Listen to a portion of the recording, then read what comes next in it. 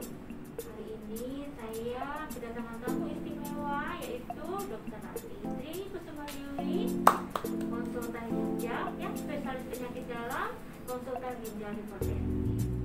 Selamat datang di podcast kami ya, Dok. Iya. Selamat datang, terima kasih Dr. Maya. Nice to have you here. Iya. Semoga semuanya dalam keadaan sehat ya. Pokoknya meskipun mengikuti podcast tapi tidak dalam kondisi sakit. Jadi ya tetap Karena pandemi belum menjadi endemi. Semoga secepatnya ya. Semuanya bilang kapan endemi ya, cepat aja. Iya kan? Oke, Dok. Itu kan kita kan sering ya, maksudnya apalagi dokter ya, menangani pasien-pasien ginjal hipertensi bersama mungkin pada saya nggak tahu ya, sejak saya mulai praktek internis, saya mau pastikan ya, masa orang-orang yang terkena gagal ginjal itu banyak yang pada usia mungkin akan menjadi concern atau kita mengedukasi pasien kita, kenapa sih kok usia-usia kok banyak yang biasanya kan kalau dulu pada saat kita masih dokter umum atau kelas kan biasanya orang-orang yang sudah kan mereka sudah banyak komorbid ya, kemudian karena komorbidnya kemudian terjadinya meninggal ginjal. Tapi kan kalau sekarang saya lihat mereka di usia muda sudah dengan datang ke dokter sudah dengan gangguan ginjal yang parah yang akhirnya harus pengalaman dokter ya selama ini. Oke. Panjang diperpendek cerita ya. Sebetulnya sudah kita bilang sekarang tensi darah tinggi ya, diabetes atau penyakit asam urat dan lain-lain itu kenapa sih cenderung usia muda Sekarang omsetnya tuh Iya. loh ya, muda-muda ya. Ya, ada dua hal sebetulnya yang paling utama. Yang pertama adalah bisa jadi memang kedokteran kita sudah lebih maju dibanding dulu dalam artian screening. Jadi pemeriksaan lebih awal ternyata dia sudah ketahuan ada penyakit ini. Bisa jadi dulu mungkin 10 tahun 20 tahun yang lalu belum belum terlalu tampak, karena kan memang banyak di antara kita itu seringnya berobat jika tidak sakit, datang ke center kesehatan atau puskesmas atau bahkan dokter pribadi itu kalau tidak merasakan sakit apa-apa. Tapi jarang sekali yang berobat atau general check up istilahnya seawal mungkin, meskipun memang pasien itu tidak ada gejala. Tetapi yang perlu disadari adalah di luar dari penyakit yang tadi kita sebutkan, ada tensi, diabetes atau ada asam urat atau kolesterol, itu kita harus lihat orang tua kita, pohon keluarga lah istilahnya, ada Pak D, Eyang seperti itu, terutama orang tua sih ya. Kalau misalnya memang mereka ada keturunan, dalam artian orang tua ada diabetes atau orang tua ada darah tinggi, istilahnya adalah sadar diri sendiri bahwa kita punya bakat nih, jangan-jangan kita punya ada bakat. Bakat itu dalam artian bukan bakat menari musik atau bermain piano atau masak, tapi ini adalah bakat tentang penyakit. Sehingga memang disarankan setelah usia dewasa muda, dulu mungkin seringnya di atas 45 tahun atau 50 tahun ya baru periksa. Nah, sekarang disarankan memang usia 30 tahun itu sudah kita general check up untuk melihat, dalam artian orang tua saya ada darah tinggi, orang tua saya ada diabetes, orang tua ada nggak ya saya punya kecenderungan ke arah situ. Nah, sehingga kalau misalnya ada sedini mungkin, namanya preventif ya, pengobatan pencegahan itu adalah mengendalikan, tidak harus obat dulu kan, tergantung nanti kondisinya gimana, baru berkelanjutan kita follow up berikutnya, apakah perlu pengobatan terus atau hanya pengendalian lifestyle. Dan kemudian lifestyle itu berupa bisa diet, terus kemudian pola hidup, aktivitas, manajemen stres, ya kan, olahraga, kalau memang bisa disiplin makannya bagaimana ya mungkin bisa terkontrol. Tapi kalau tidak, bisa jadi memang butuh obat yang harus konsumsi dengan anjuran dokter. Nah, kembali kenapa usia muda? Yang pertama bisa jadi memang sekarang trennya berubah nih, preventif. Jadi kesadaran, kadang kan awareness-nya. Kadang rumah sakit, perusahaan itu kan butuh ada yang namanya medical check up, ya kan? Pada saat sebelum mau masuk kita ya ada medical check up kan. Nah itu ketahuan nih. Terus biasanya dok, saya itu nggak ada keluhan apa-apa loh. Nah kalau sudah ada keluhan itu sebenarnya udah terlambat gitu loh. Kadang ketahuan ini, ketahuan itu bisa jadi. Atau memang sudah datang dalam kondisi terlambat.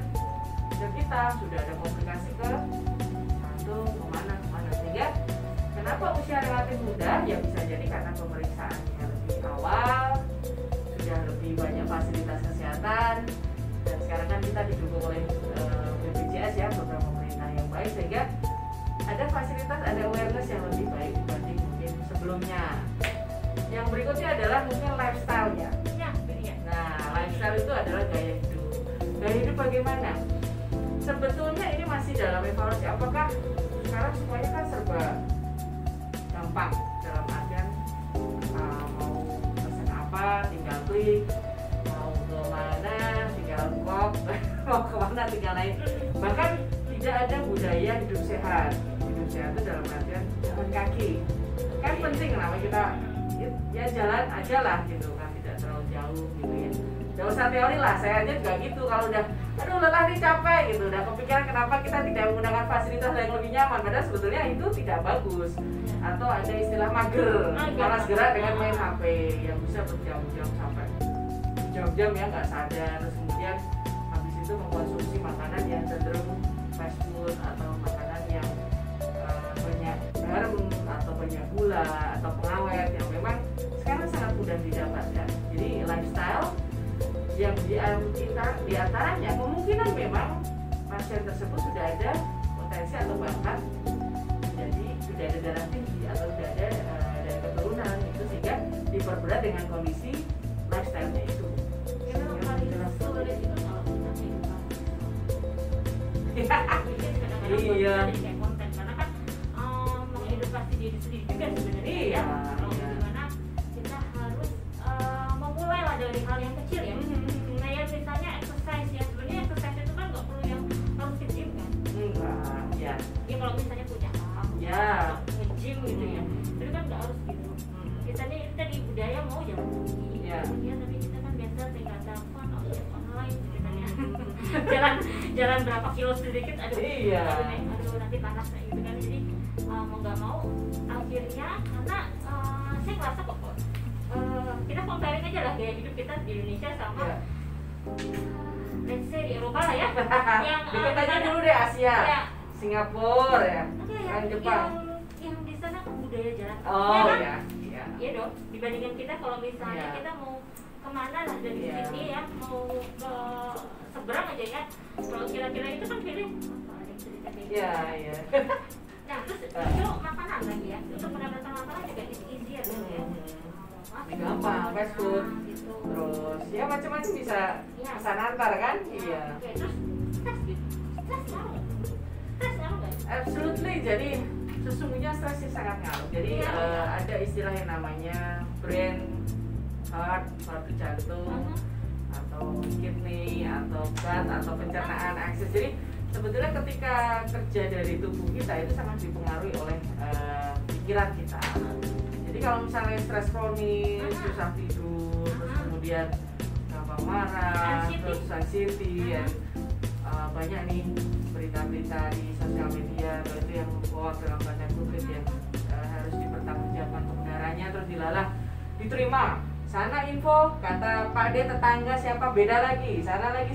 Jadi itu juga bisa membuat anxiety dan stres ya. Nah, itu prinsipnya adalah pemikiran positif itu juga harus, tidur yang cukup berkualitas juga harus. Kadang suka sekarang bermain game tuh sampai malam nih, suka banget tidur kasih lagi itu juga malah. Jadi kadang kalau pasien datang ke saya dengan darah tinggi gitu ya, selalu saya tanyakan bagaimana kualitas tidurnya, atau mungkin dia butuh refreshing juga, atau butuh perubahan mindset yang cepat, anxiety dan lain sebagainya. Healing. Iya, healing. Memang sebetulnya kalau bisa dibilang generasi sekarang itu sangat beda dengan dulu ya. sekarang kan semuanya bisa dapat di internet ya. Kalau dulu mungkin tidak banyak, malah mungkin reducing stressnya lebih gampang nih, tidak gampang menerima informasi ya kan. Sekarang apa-apa ada informasi, sedikit ada apa netizen apa membuat environment lingkungan jadi negatif, wah seperti itu. Tapi itu kembali ke kita sih.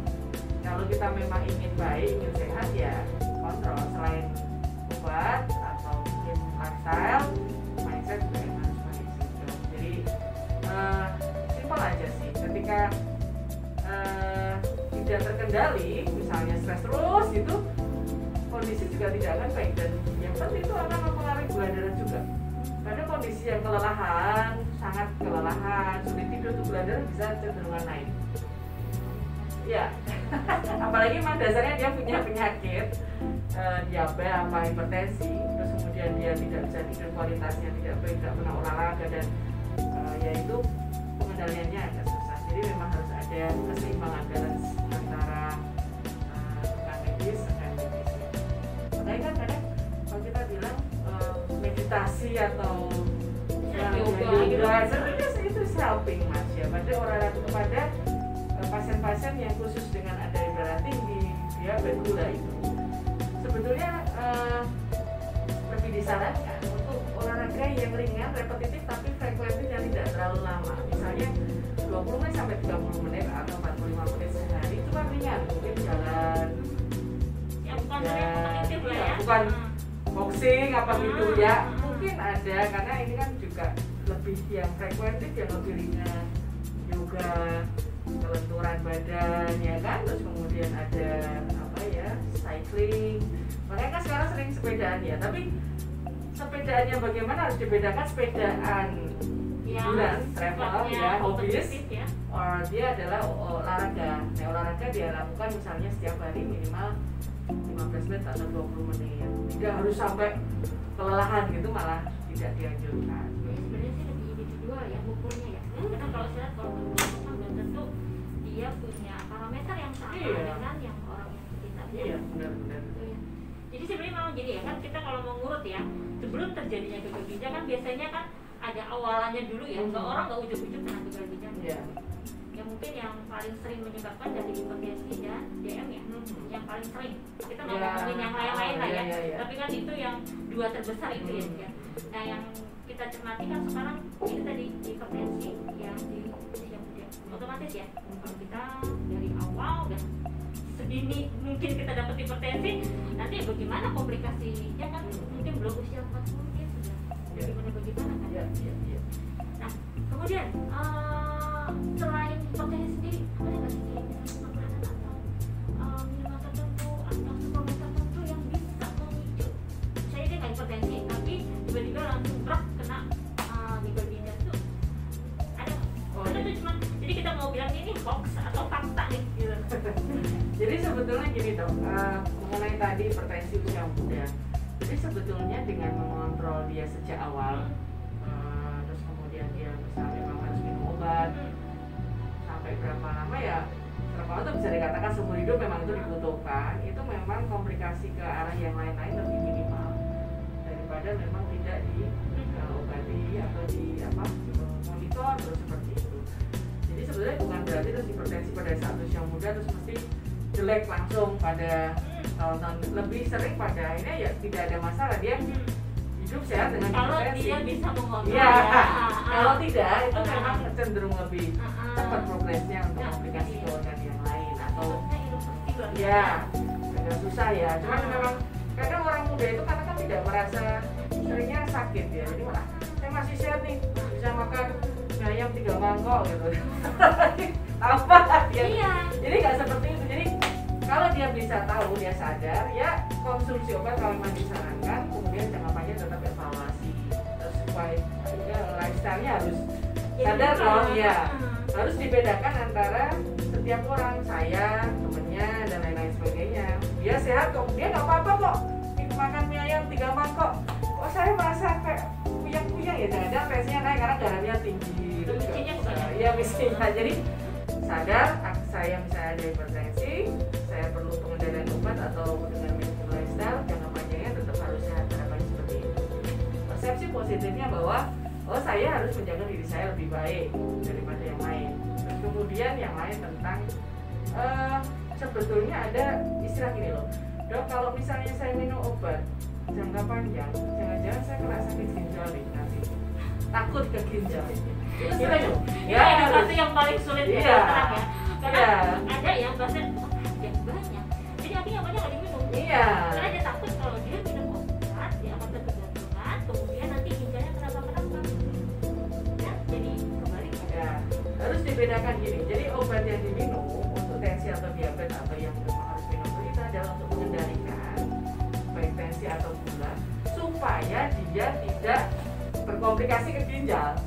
Jadi bukan dibalik, dia bukan obat seperti obat apa namanya panas ya, obat nyeri atau pusing, obat sakit kepala yang diminum kadang-kadang. Tapi kalau ini adalah obat yang diminum itu berkelanjutan, mengendalikan tensi, mengendalikan gula, supaya komplikasi ginjal tidak terjadi. Jangan dibalik, dok, saya minum obat kalau saya tidak merasa enak, terus tensi saya ternyata tinggi di atas 120, saya 150, saya minum obat. Habis itu, karena saya sudah enak, tensi saya normal, dok, jadi saya nggak minum. Padahal sebetulnya tensinya menjadi normal itu karena obat itu. Ya, jadi ternyata kan kita tidak memboyong tensi tiap hari. Kita nggak pernah tahu kalau sekarang tensi saya berapa, jangan-jangan memang tinggi.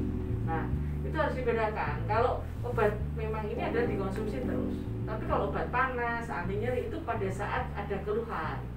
Beda ya.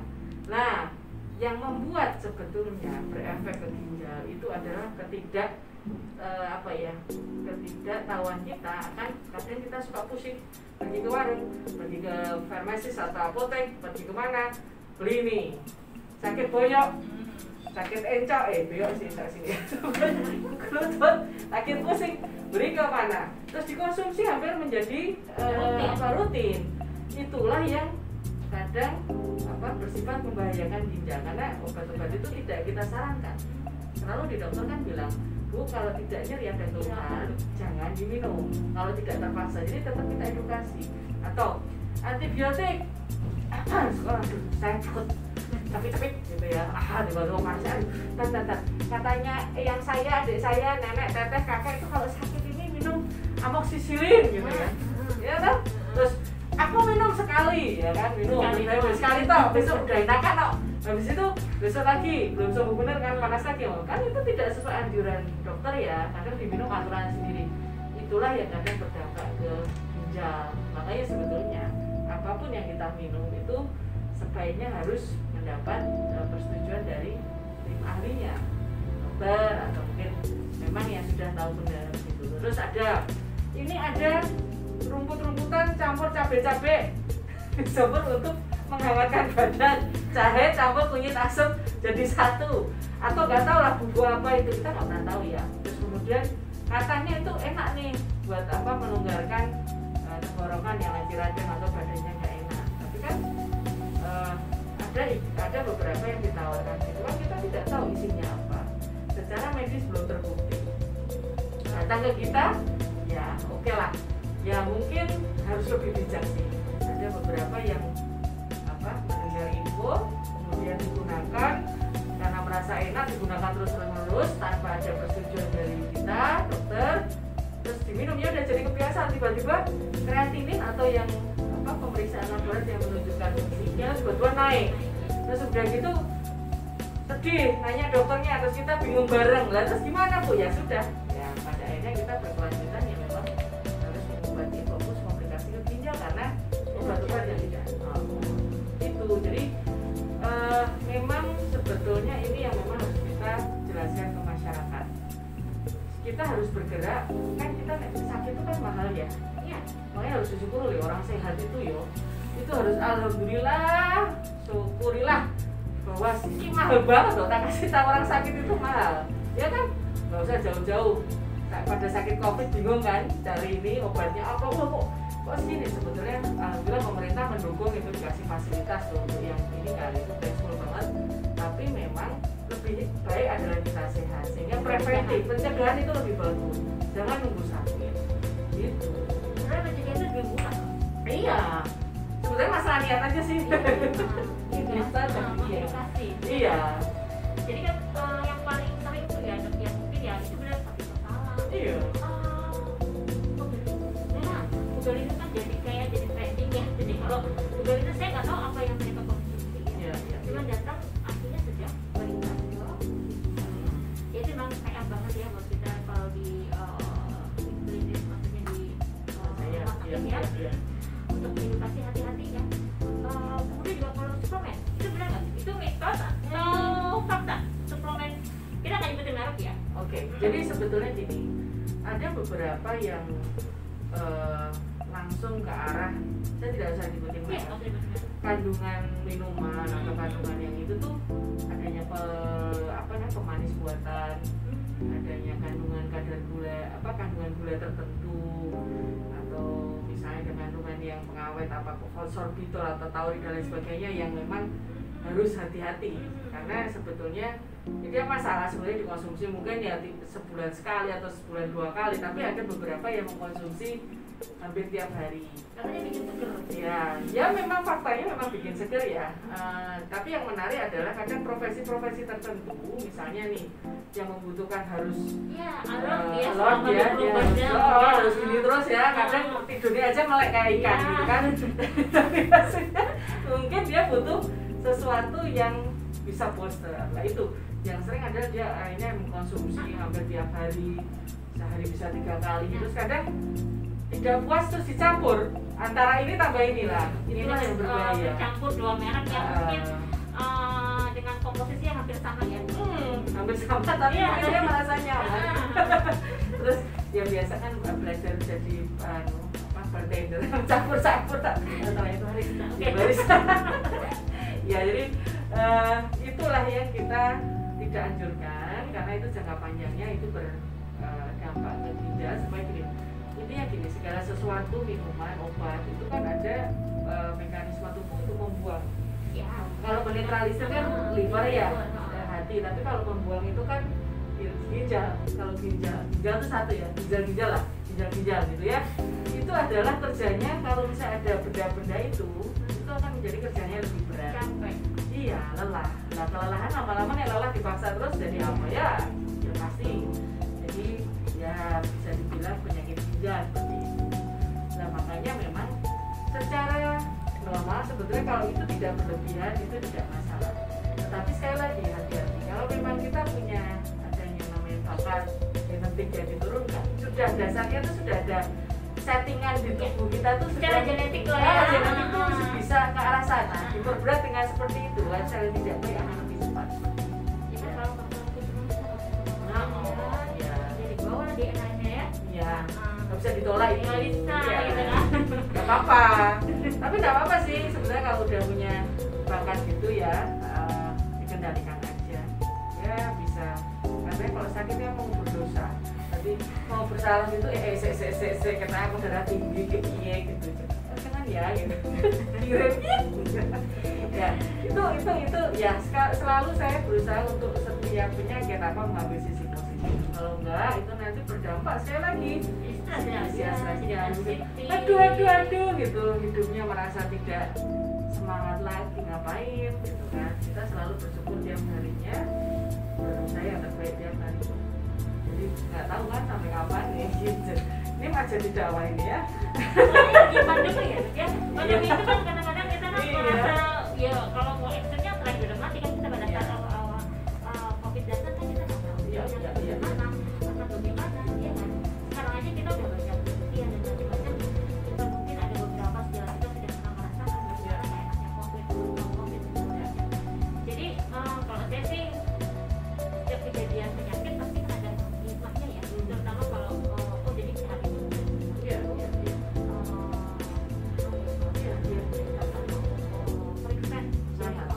sangat sekali. Jadi ya mungkin sekarang pembelajaran yang bagus ya. Saya yakin ini juga satu pandemi ini ya, dimana ya teman-teman kita waktu itu yang sakit, yang meninggal, dalam artian tidak peduli Anda itu banyak uang, banyak apa harta, tapi di situ sama. Bahkan yang sangat ini adalah oksigen.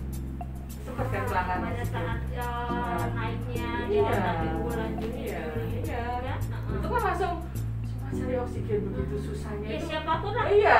Mau terserah mau Iya. jabatan apa kalau oksigennya nggak dapat. Iya. Makanya langkah bersyukur sekarang kita bisa menyedot hirup oksigen meskipun pakai masker ya memang untuk keamanan kita, tapi untuk kesehatan kita sendiri. Jadi satu hal itu yang saya selama ini kan memang mengobati tensi ya.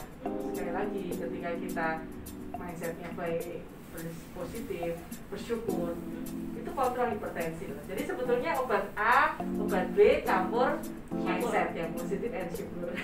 Iya dong. Apapun ya. Ya, serius. Apapun Ya, yang Tuhan berikan lah ya. iya. Harus disyukuri ketika kita sampai di titik sekarang.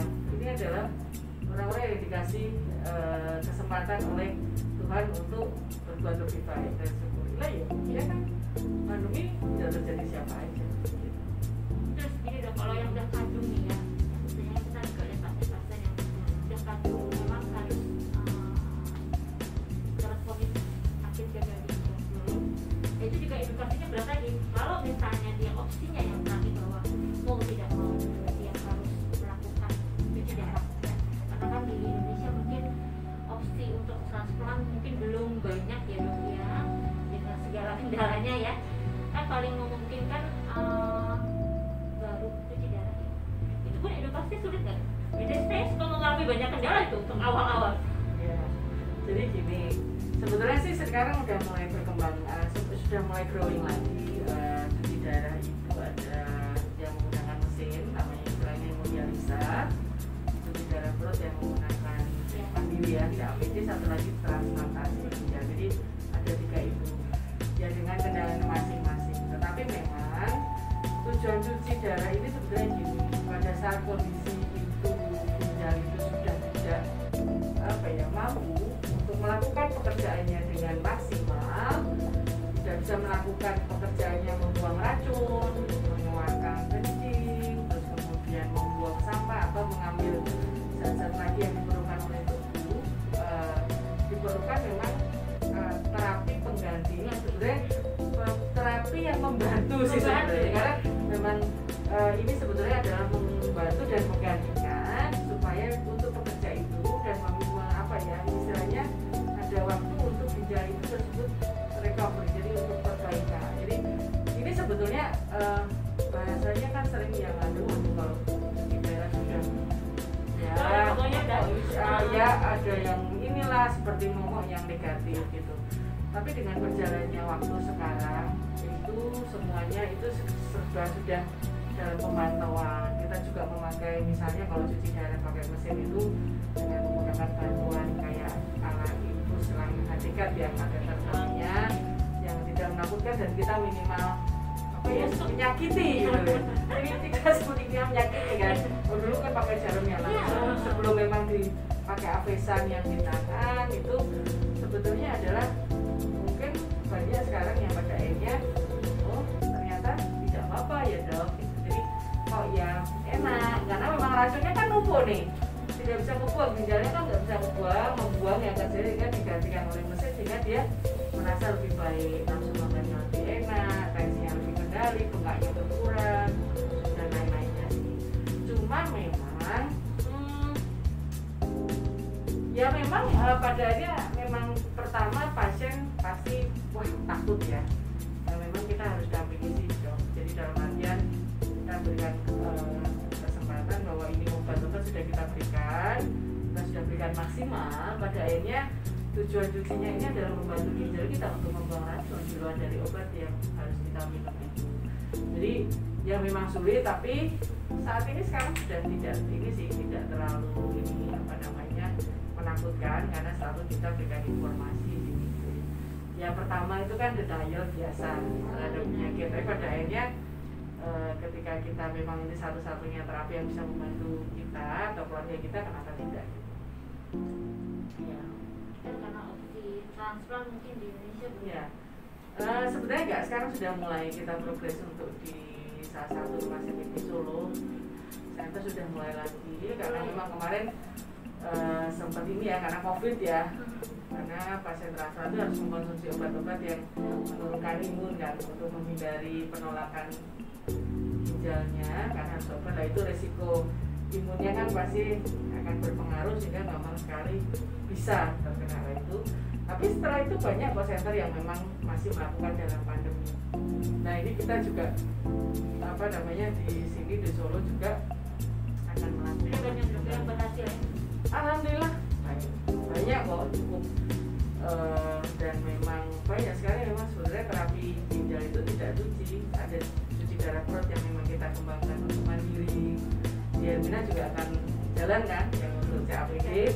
Terus ada juga sudah CAPD khusus yang masih aktif, terus masih muda. Terus mungkin rumahnya jauh banget ya, mungkin rumahnya sampai ke Hermina itu 4 jam jauh bolak-balik gitu kan, kadang itulah. Kalau bisa memang memungkinkan kita anjurkan untuk cuci darah mandiri. Terus kemudian kalau misalnya masih bekerja ya kita anjurkan. Kenapa? Kalau bekerja terus sampai harus izin terus kan mungkin karena kan kalau waktu selama cuci darah kan berjam-jam ya.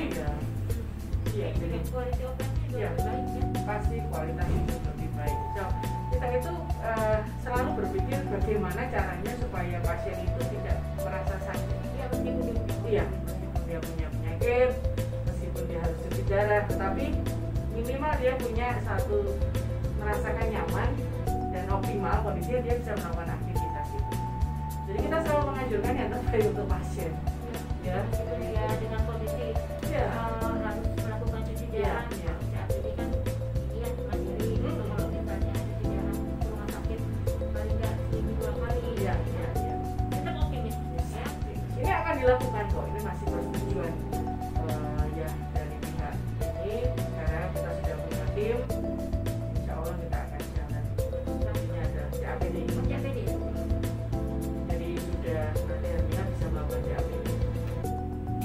Nanti pasien-pasiennya bisa lebih baik ya kualitasnya ya. Ya tujuan kita kan sebetulnya bagaimana sekali lagi mengoptimalkan kondisi pasien. Terus ini dok, jadi kalau tadi kan berarti intinya ya kalau misalnya pasien gagal ginjal kan sedapat mungkin berarti penyakit-penyakit komorbid yang akan berkomplikasi ginjal kan kita harus Kontrol. Ya, jadi keywordnya tetap di Preventif itu penting. Preventif, edukasi dari kita juga penting. Cuma memang kadang dokternya aja cepet-cepet, ini ngomongnya kapan gitu. Itu kita fakta aja dok ya, bahwa ya memang gini, pentingnya memang saya appreciate Hermina ini bikin podcast seperti ini. Sebenarnya salah satunya adalah untuk edukasi. Jadi edukasi itu penting. Saya yakin pasien akan senang mendengarkan karena dia bisa mendengar bagaimana dari sumber-sumber yang memang bisa dipercaya lah gitu, karena sumbernya memang kita kan dari profesional medis. Nanti kalau misalnya ini apa info lagi sehingga meminimalkan informasi yang tidak benar atau hoax seperti itu. Jadi salah satunya adalah kita ya memang harus mengedukasi juga. Pertanyaan terus seringnya itu makan apa ya dok? Gitu. Hampir 99,99% pasien pasti bertanya makanan apa ya dok untuk saya yang boleh dan tidak? Ya nggak dok? atau supaya nggak kena gagal ginjal minum air. Jadi minum yang lucunya kalau misalnya pasien itu sebenarnya sudah dalam posisi dia sudah dalam gangguan ginjal ya, yang harus restriksi cairan, cuma karena ada itu tadi ya, dia harus katanya minum air tiap bulan. Iya, oke. Kontradiktif dengan pasangannya gitu kan. Gini, jadi dalam artian kita itu harus minum cukup air dalam kondisi kalau misalnya ginjal kita masih cukup baik. Iya, Ya. itu maksudnya. Ya kebutuhannya hitung aja 20-30 cc per kilo per hari. Taruhlah berat badannya berapa? Misalnya yang 60 harga nanti 1800 cc atau 1,8 itu yang bisa dikonsumsi kurang lebih ya badannya.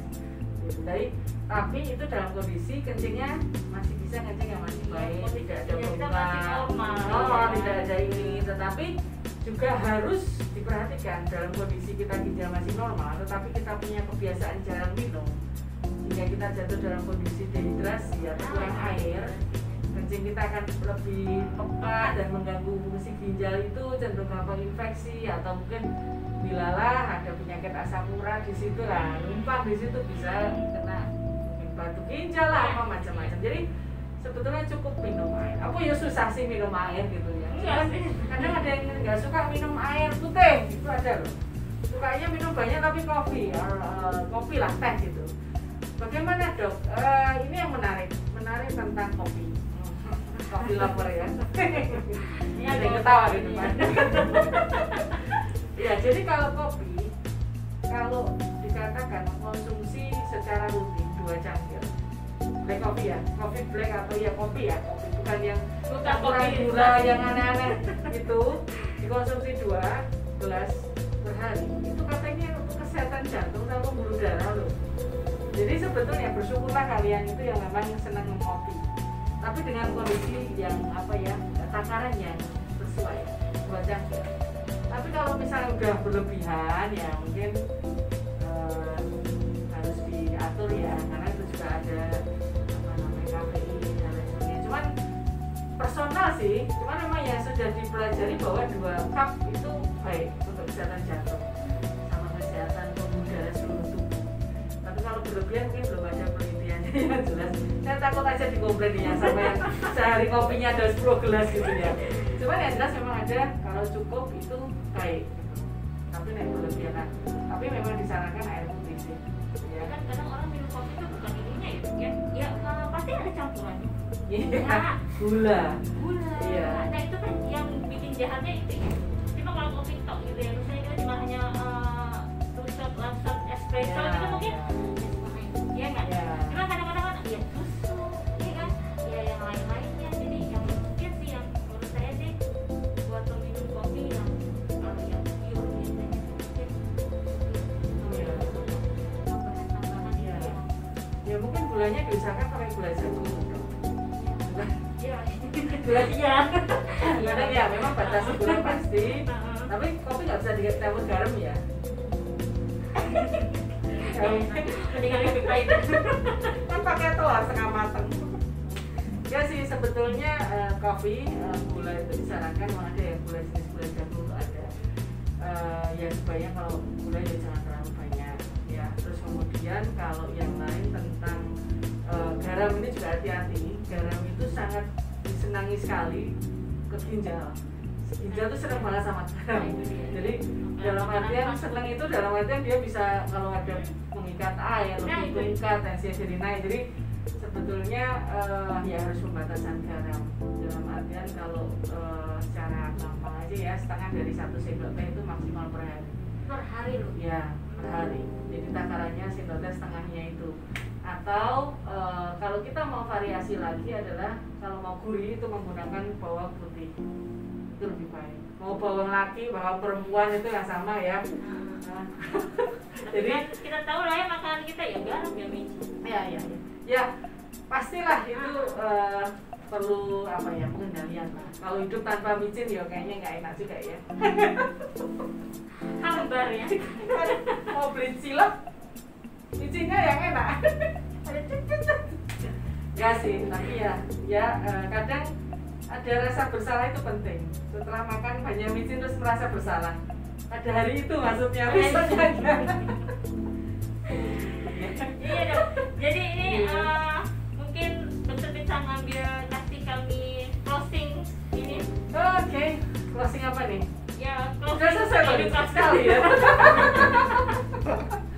Ya, mungkin besok lagi usul bisa kita live ya. Jadi kayak interaktif dari orang pasti banyak pertanyaannya sehingga kita bisa paham. Closing ya, gini. Intinya adalah kita mengendalikan bagaimana pencegahan penyakit ginjal ataupun penyakit yang lain. Satu, sadar bahwa apakah kita punya bakat, punya keturunan, punya maksudnya yang itu bahwa saya tuh ada dari orang tua saya ternyata ada hipertensi atau diabetes atau yang lain lah. Nah itu harus ada dulu sehingga dari situ ketika kita sudah mulai bergerak di atas 20 tahun, 30 tahun ke atas itu harus satu pasti pola hidup sehat dulu. Yang kedua general check up nggak ada salah. Nah kalau normal bagus ya. Nanti tetap pola hidup sehat dipertahankan, terus kemudian setahun lagi atau maksimal 2 tahun check up lagi.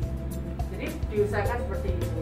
Jadi karena kalau enggak jangan sampai nunggu maaf nih pusing dulu, terus bengkak kakinya, terus kok nggak enak. Nah tiba-tiba ke dokter sudah ginjalnya sudah tidak bagus, apa jantungnya sudah itu sudah komplikasi bisa diketahui. Ya memang ada beberapa yang terjadi pada usia yang sangat muda, bahkan belasan dan belasan tahun ya, tapi kemungkinan mungkin dari anak-anak sudah ada masalah. Tapi memang sekali lagi setelah sadar, prevention, mencegah, sadar ya, terus kemudian perbaiki kualitas kita ya, terus kemudian kalau baik ya pokoknya intinya adalah hidup sehat sih gitu. Kalau memang dilala harus minum obat, ya minum obat sesuai dengan anjuran dokter. Dalam artian jangan di stop sendiri atau jangan ngedokteri sendiri. Ini sana, nengok sana, jadi karena gini loh, kita itu cenderung punya apa? Merasa tidak nyaman gitu. Jadi minum obat itu kan sebenarnya tidak nyaman karena kan harus minum everyday gitu. Aku pilih sih nyaman aja lah, apa misalnya disuruh minum ini, dedaunan kering gitu ya, atau apa makan ini rumputan kering gitu, jadi gimana? Nah itu yang lebih, wah itu katanya lebih aman, nggak ngefek ke ginjal. Jadi tolong hal-hal seperti itu dihindarkan, tanyakan aja ke dokternya. Kalau memang harus disarankan minum obat itu tujuannya adalah mengendalikan tensi itu, tensinya bapak ibu atau gula darah yang terkontrol atau asam uratnya itu supaya tidak berkelanjutan merusak organ lain, terutama ke ginjal. Sehingga dengan mengendalikan semua ini, ya ginjalnya akan sehat. Tidak mesti darah tinggi, jantung, apapun ini efeknya pasti ke ginjal. Ya memang ada, tetapi intinya bisa kita kendalikan. Gitu dong.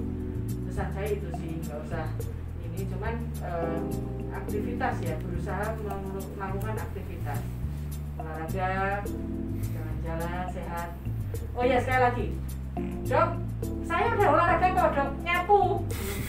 Nyapu bukan olahraga. Saya udah olahraga dok, nyuci piring gitu. Olahraga kan naik turun tangga gitu kan. Itu bukan olahraga. Dalam arti olahraga itu adalah dilakukan dengan waktu yang tertentu, ya jangka waktu tertentu, frekuentif dengan irama yang sama. Nyapu itu apa yo? Nyapu gerakannya sama gini, kecuali senam yoga pakai sapu itu beda lagi gerakan itu. Cuman gerakan yang dilakukan repetitif berulang kali dengan konsisten yang apa ya, jadi ritmenya sama, frekuensi di waktu yang tertentu gitu. Jadi kalau naik tangga ke kantor itu ya mungkin bisa dikatakan membuang kalori ya. Kalau olahraga itu tidak. Kalau misalnya naik turun tangga, kecuali Anda melakukan naik turun tangga selama 30 menit naik turun itu kalau olahraga basket kan gitu ya. Atau makeup. Iya, tapi itu beda lagi lah. Olahraga yang dilakukan tidak ini, jadi kita punya kebiasaan tidak melakukan olahraga itu, tetapi kita misalnya pengen semangat, terlalu semangat nih, saya harus menguruskan atau saya harus apa ya kuat nih, kemudian Anda tiba-tiba mengangkat beban 100 kilo atau itu tidak disarankan. Itu malah sifatnya adalah menjadi stres tubuh kita. Itulah malah membuat bisa hati-hati tuh, bisa memperberat kerja jantung. Jadi olahraga yang dilakukan tidak dalam apa ya batas kemampuan tubuh itu menjadi stres tubuh. Itu yang menarik. Jadi kadang ada yang nggak pernah main bola, tiba-tiba karena diajak temennya reunian main bola, tiba-tiba dia ada serangan. Nah, Dia pernah goes, tiba-tiba goes. ya gitu, harus gini lah itu juga harus tahu diri. Akan lebih baik olahraga itu misalnya lari 1 kilo dulu selama seminggu, naik lagi 1,5 kilo atau 2 kilo, naik lagi 3 kilo, naik lagi 5 kilo, habis itu mau maraton apa gitu. Bahkan kan runner atau naik hiking ke gunung itu kan perlu exercise dulu selama 2 bulan 3 bulan supaya dia menyesuaikan itu. Jadi olahraga juga harus hati-hati, harus tahu kemampuan itu dong.